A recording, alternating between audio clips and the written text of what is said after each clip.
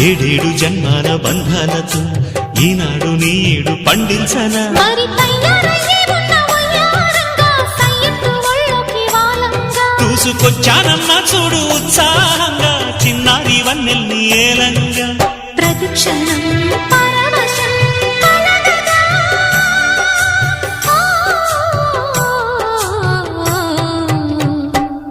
మనసా పలకవే మధుమాసపు కోయిలవై చెలిమే తెలుపవే చిగురాశల గీతికవై